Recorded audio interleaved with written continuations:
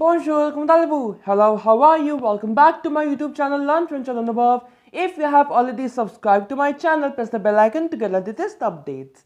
As we all know that currently we are doing revision for CBSE Class 10th French Exam 2022-23.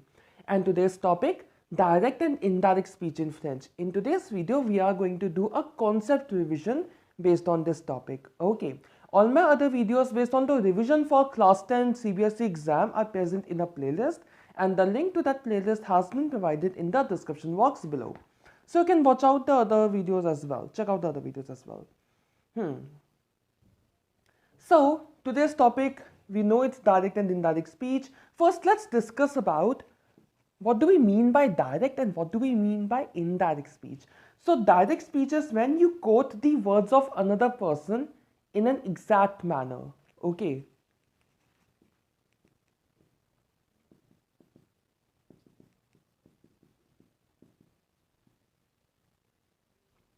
Quoting someone else's words in an exact manner is known as direct speech.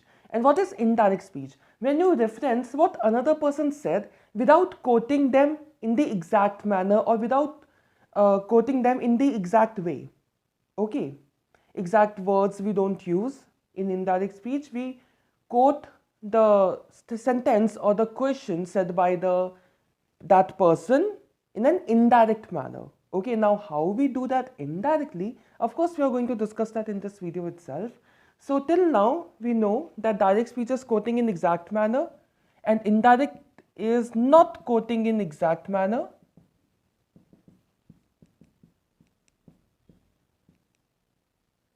That is doing it indirectly. Okay, not in direct manner, indirectly. Okay. Now let's take an example.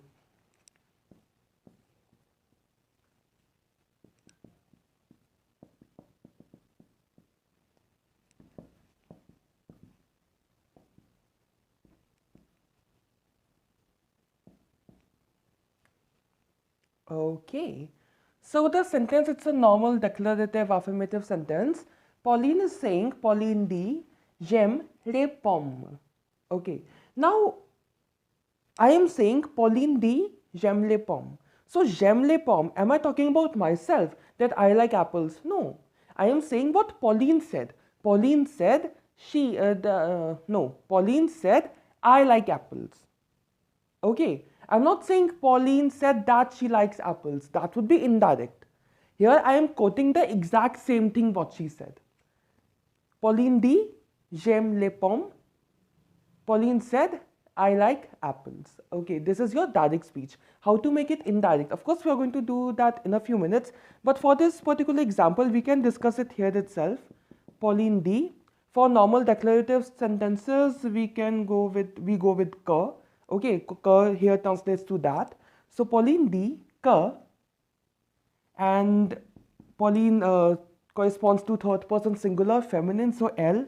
This begins with a vowel, so it becomes QU apostrophe. Quelle, conjugation with L, coincidentally it's the same. Les pommes. Now it becomes Pauline dit qu'elle aime les pommes. Pauline says, okay. I wrote it in the present tense, but it would have been better if I did it in past tense. But still, let's not get into the tenses much. Let's quickly understand the meaning. Pauline said that she likes apples. Okay.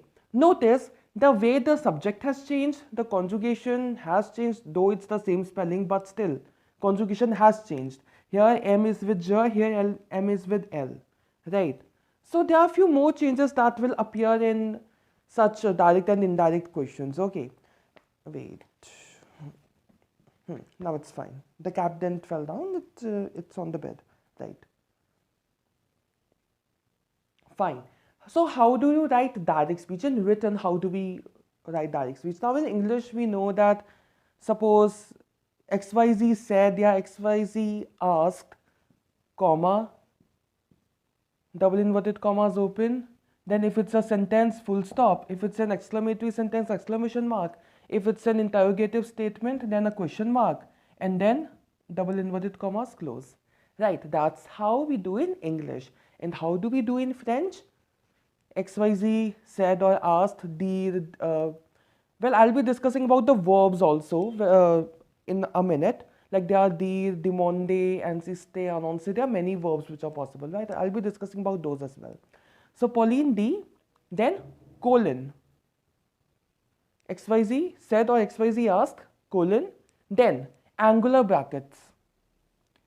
You may call them greater than, less than, for recollecting them in an easier manner. Double brackets for greater than, less than, and j'aime les pommes. One more thing I would like to say is that these angular brackets cannot be added in YouTube sections, YouTube videos description, okay? So, whenever I'll add some questions of direct and indirect speech in the description box, I have to convert these into some other thing, maybe double inverted commas. Okay, but you don't take them as double inverted commas, you consider them as angular brackets only, because in French we don't use double inverted commas for direct speech. No, we use these guillemets. In French we call them guillemets. So we use these brackets. It's just that the YouTube description box cannot have these brackets, okay. Like I tried putting, but the description does not get updated. That's why it's better to put the double inverted comma beforehand. But you in your exam or whenever you are writing, you go with this only. In fact, on this whiteboard also, I'll be writing this only. Okay, so don't worry. Then you have a dialogue. If it's a declarative sentence, full stop. If it's an exclamatory sentence, exclamation mark at the end. And if it's a interrogatory statement, then a question mark here. Right, and then the guillemets brackets close. That's how you are going to write direct speech in French. Now that was for written part. Now let's discuss one by one cases. Now, of course, since we are doing the revision for class 10th, CBSE, our scope is limited. Okay, we are not going to discuss about a lot of tenses. In your syllabus, the topics are a bit limited. When it comes to direct and indirect, we just have present tense and imperative. Okay, so we are not going to other tenses as such. And yeah, in interrogation, there are numerous cases. So I'll be discussing most of the cases which are there in the syllabus. Okay, so don't worry about that.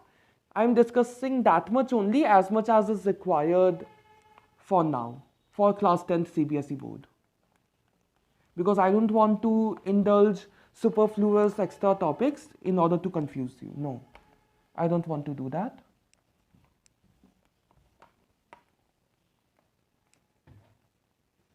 Also, let me just check real quick whether the recording is going on fine or not. Yep, it's going on fine.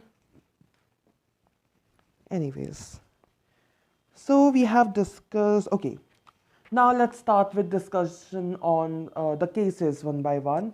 First one is a normal declarative phrase. Okay, declarative phrase, someone is, okay, before that, the verbs, okay, wait. Before that, verbs. So direct speech and indirect speech. Now the beginning portion is going to be the same.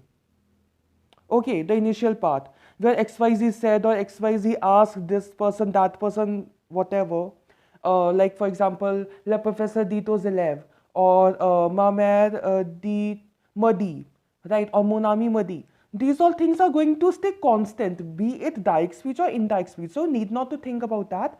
But I feel that you should be knowing the verbs which can be there in the initial portion, okay?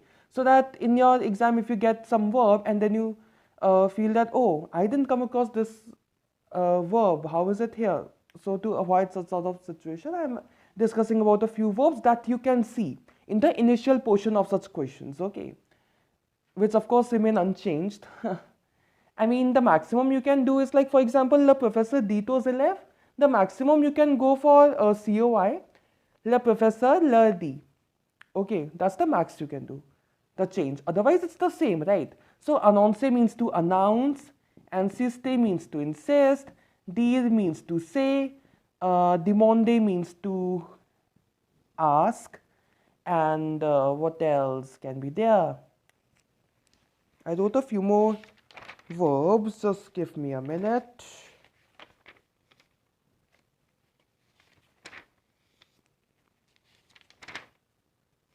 Expliquer. Explique means to explain, right? Ajouter means to add. So these all verbs you can come across in such questions in the initial portion, right? Perfect. So nonsense is the most common ones are dire and demander. Dire in case of the declarative sentences and demander in case of interrogative sentences, and sometimes for imperative also we can see demander getting used in the initial portion. Okay. Initial portion, by what do I mean by initial portion? The portion in which it is stated as XYZ said to this, that portion. Okay, in some cases that can be towards the end as well. For example, there's a dialogue, said the dash. Sometimes we write like that as well. Okay, so that portion will remain unchanged. Okay, you don't need to worry much about this thing. Let's get back to where we were discussing. Right. So now let's discuss one by one the cases. Declarative sentences. I'm taking an example. Il m'a dit, he said to me, il neige. He said to me, it snows. Okay. So this is direct speech. Indirect speech will be what? Beginning part remaining unchanged. Il m'a dit. We use, okay, we discussed this a few minutes back only, still no worries, we can discuss it again. QUE, ideally it should be QUE, but it has changed to QU apostrophe because IL begins with a vowel. Qu'il neige. Do we need to change the subject here? No, right? Il m'a dit, il neige. He asked me, it snows. We don't need to change the subject here, right? Il m'a dit qu'il neige. He said to me that it snows. So it's not like in all the cases you are going to change the subject here. It's not required. But in several cases, in fact, in many cases, subject change will be required. Like here, it's an impersonal verb, right? Neige. We of course can't conjugate with all the subjects as well. So that's why there's no subject change. I'll let you know when subject will change, when subject will not, when we are discussing these cases, okay? So now we can talk about imperative. In imperative, you have like two cases in syllabus. One is affirmative and the other one is with negation. Okay, so we are going to discuss both the cases. For affirmative, I am going to take an example. In direct speech, elle me dit, montre-moi. I hope that portion is visible in the recording. Okay, elle me dit, montre-moi. She said to me, show me. Cool. Okay, now let's make it indirect speech. Elle me dit. Of course, colon and guillemot will vanish. For imperative, what we do is we put the. Okay, after the initial portion, we put the and then we put the infinitive of the verb. Imperative's indicator is what? Absence of the subject. Okay, and conjugation can also play an important role in helping you to identify, right? For example, a montre is without an S here, so it's pretty obvious that it's imperative, right? And imperative, we all know that it's done with only three subjects: tu, nu, and vous. Also, sometimes it might be possible in the question you have imperative here, but there's an exclamation mark at the end. Need not to worry. In that case, you'll treat it like this only. Okay. If in case the subject is not there and the conjugation is of imperative, you'll take it as imperative only. It's not like exclamation mark नहीं है तो आप imperative नहीं करोगे, ऐसा नहीं है, ठीक है? Elle me dit de montrer. Now, one thing we need to notice here that there's moi here, right? It's a pronoun, and in imperative affirmative we know that pronoun personnel comes after the verb. Okay. Here, what will happen is moi, first it will change. Elle me dit, she said to me, show me. In indirect speech, what will it become? Here, this moi is representing elle. When we are quoting her words, then this moi should correspond to elle in third person singular only, right? So it will become COI singular. Okay, singular pronoun COI. So the Louis Montre. Okay. So Elmadi, the Louis Montre, she said to me to show her. Okay. Now let's put a twist here. Let's make it negative. Okay. So Elmadi, I'm doing the changes here only. Now of course, when an imperative sentence, affirmative imperative changes to negative imperative, then the pronoun again comes back to its previous location, right? Only in affirmative imperative we are putting the pronoun after the verb. Otherwise, it's always before the verb, right? So Elmadi, na, ma, of course, moi will become here reflexive pronoun. So na, ma, montre pas. Na me montre pas. What to do in this case? So, elle me dit the, then after that, in negative imperative, the n'a pas. Okay, the n'a pas, then you have the pronoun. In case there's a pronoun, of course, we need to place that before the verb. So, the n'a pas lui montrer. She said to not to show her. Okay, so elle me dit de ne pas lui montrer. So in case of negative imperative, the, then ne, then pas, and then the infinitive of the verb, but the infinitive will be preceded by a pronoun in case there is any pronoun. Right? For example, here it was moi that changed to COI and it became Louis. Right? You can get COD, COI, E, on. You can get these pronouns in your questions as well. So you need to take care of the placement of the pronouns. Right?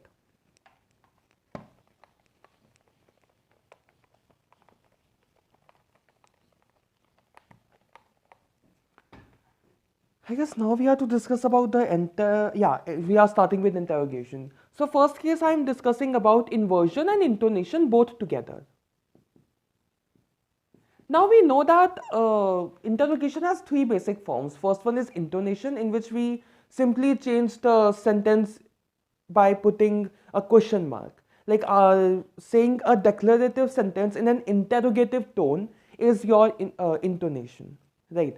Second form is with eska and the third form is with inversion, right? Inversion in which the subject and verb, the position of these two gets interchanged.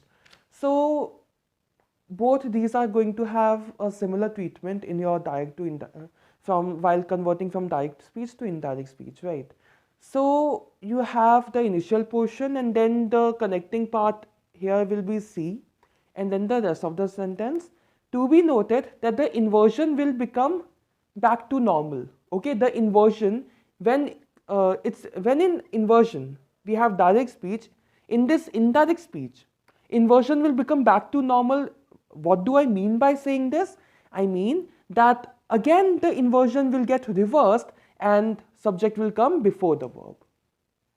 Getting the point? Otherwise, what is inversion? Subject comes after the verb, but in indirect speech, if in direct we have inversion, then that becomes normal. Subject first, then verb, and then the rest of the sentence. Let's take an example.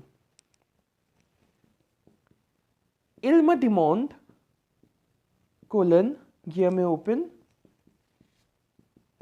peux-tu venir avec moi? Okay, il me demande, peux-tu venir avec moi? And similarly, same question I am making with intonation. Il me demande, colon, bracket open, tu peux venir avec moi. One is with intonation, one is with inversion, right? In both the cases, we are going to use C, and of course in inversion, this is going to get reversed. Okay, so now let's see how it's going to happen. Il me demande. Then you have the connecting word C. Now, he asked me, can you come with me? Okay, analyze the statement. He asked me, can you come with me?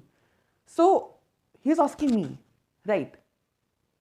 He asked me that or if I can come with him.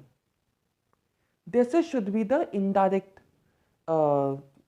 sentence in indirect speech, right? So, il me demande, see, he is asking me, so tu will become je. Il me demande si je. Conjugation with je per, venir. Avec. Avec toi. No. If it's moi here, if we are changing this to je, does that mean we will change moi to toi? No, it will depend on the case, right? Here we are quoting third person's, his words, right? So he said, can you come with me? So of course, in indirect speech, it will be, he asked me that, can I come with him? Okay, and avec, the preposition avec is there. We need to use a pronoun for il. And after preposition, what do we use? Pronom tonique. Pronom tonique for third person singular masculine is lui. Okay, so avec lui. Il me demande si je peux venir avec lui. And of course, if it's an interrogation in direct speech, no need to write question mark in the indirect speech because you are simply quoting the question, what the person asked, right? So you need not to put a question mark at the end. I need to rub, I guess I should rub the whole thing because there are many more things to be discussed. So this is going to be the solution for both simple intonation and simple inversion as well.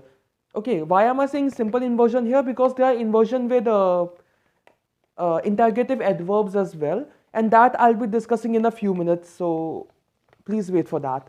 Let me rub the whole thing.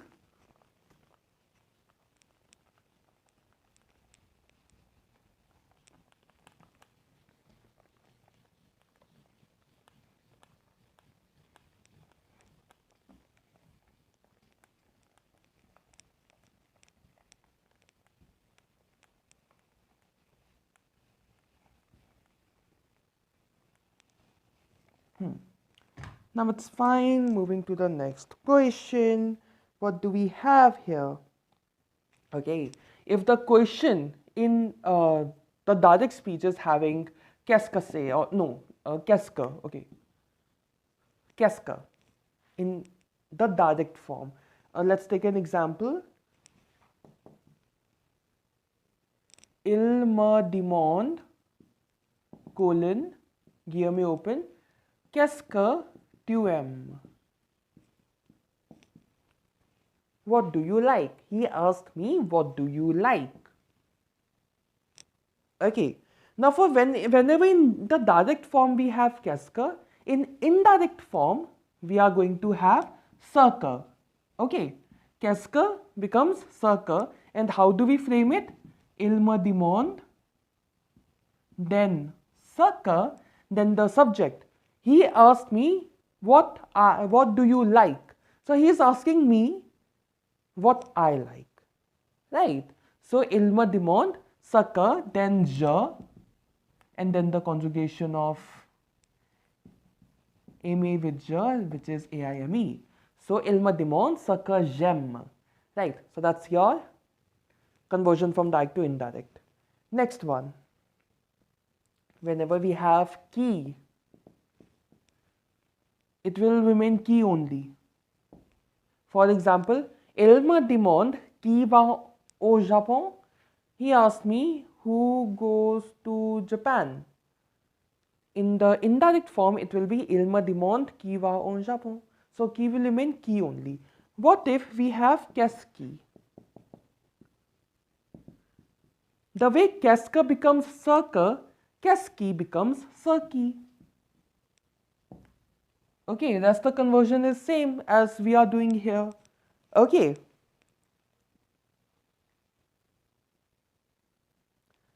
And now lastly, if we talk about the interrogative adverbs like comment, or we have où, we have quand.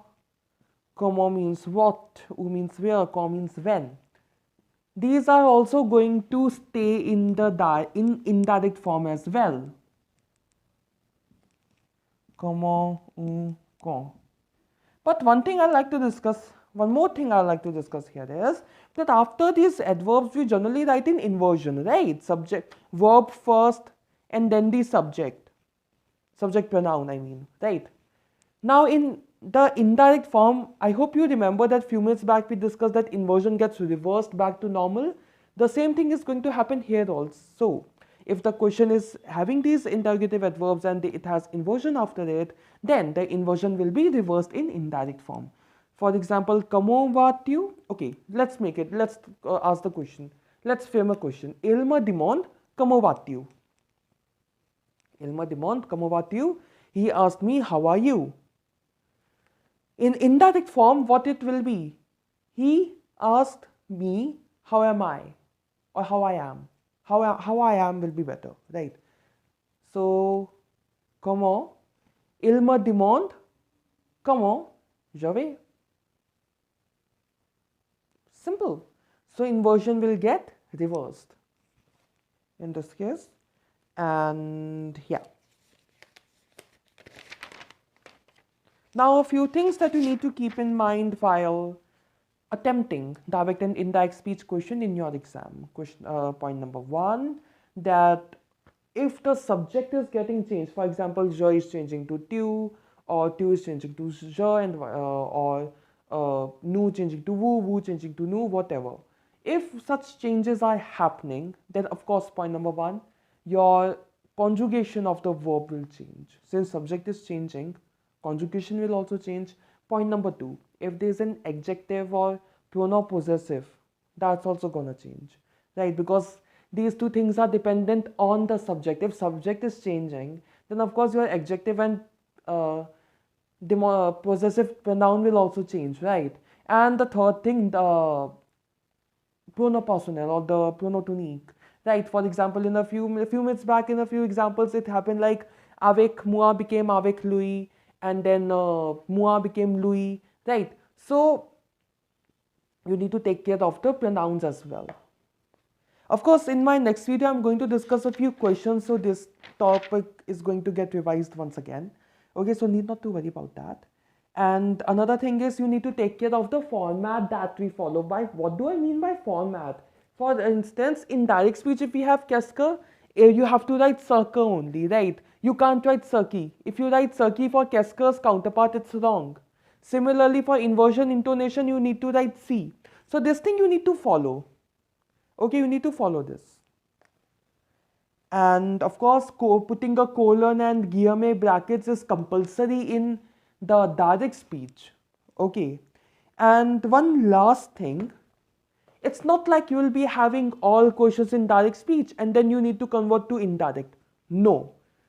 Some parts will be having direct speech and you need to convert to indirect, and some will be having indirect speech and you need to convert to direct. This means that you need to prepare the conversion both ways. Okay, you should be able to do it both ways, from direct to indirect and from indirect to direct. With this, let's put a halt here. I'll be discussing few direct and indirect speech questions in my next video. So yeah, stay tuned, Bonjour. That's all for today. If you like this video, please give it a thumbs up and subscribe to my YouTube channel, Learn French with Anubhav. And if you have any doubt or suggestion, you may write that in the comment section below. You may also like my Facebook page by the same name, Learn French with Anubhav. See you in my next video. Thanks for watching. Au revoir. N'oubliez pas que la langue française est l'amour.